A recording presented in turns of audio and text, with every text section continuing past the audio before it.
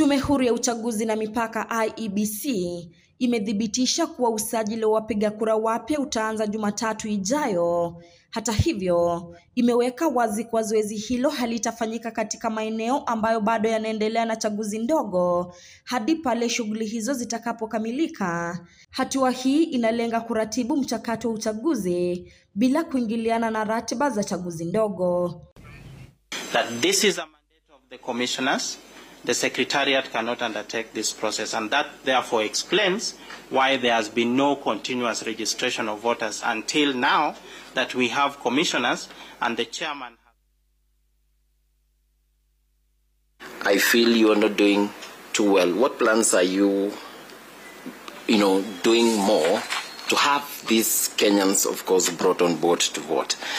Haya yanajiri baada ya maswali kutoka kwa jaji mstaafu David Maraga ambaye amehoji kwa nini IEBC haitekelezi usajili wa wapiga kura kwa mwendelezo ili hali katiba inaeleza kuwa mchakato huo uwe wa kudumu.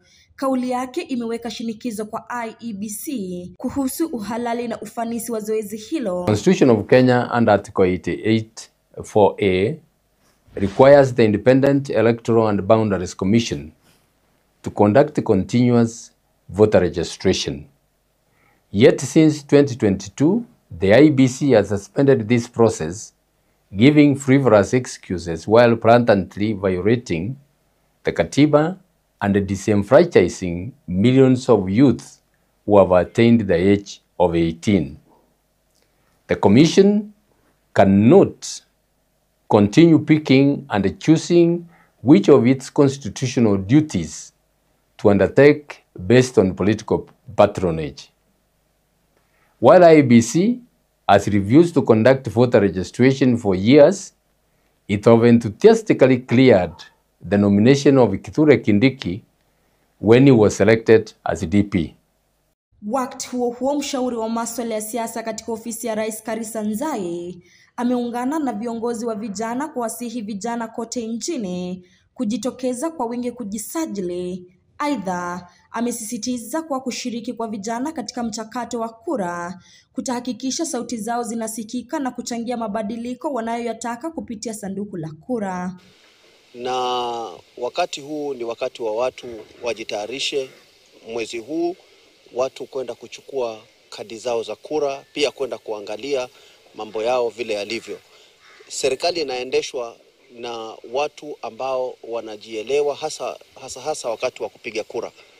Lakini nataka tu pia tuambie vitengo vile vya kiserikali vile vingine, hasa watu hawezi kuchukua kura kama hawana ID. Watu wengi hawana vitambulisho, na wengine hasa wa area za huku chini mashinani miaka ilishapita.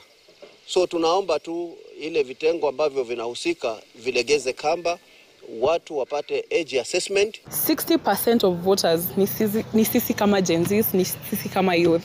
So it means that the greater voice and the greater change lies with us. So tujitokeze in large numbers. Let me tell you, numbers do not lie.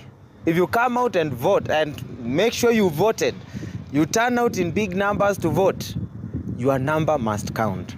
You will be seen, numbers do not lie. So hiyo notion ya kusema sisi wanarika tunaenda tunapiga kura na kura ishaamuliwa, hiyo hatuhesabu tena. Tutoe kwa akili, tutoke tupige kura, kura yetu itahesabika tukipiga kura.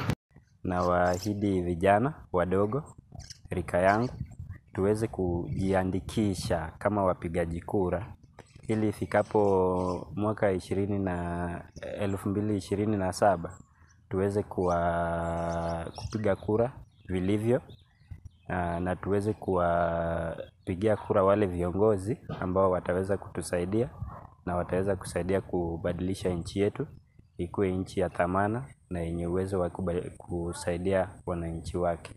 Kwa mujibu wa wachanganuzi wa siasa, usajili wa wapiga kura ni hatua muhimu kuelekea uchaguzi mkuu ujao, na IEBC inatakiwa kuhakikisha mchakato huu unafanyika kwa uwazi na ufanisi ili kuimarisha imani ya wananchi katika taasisi hiyo.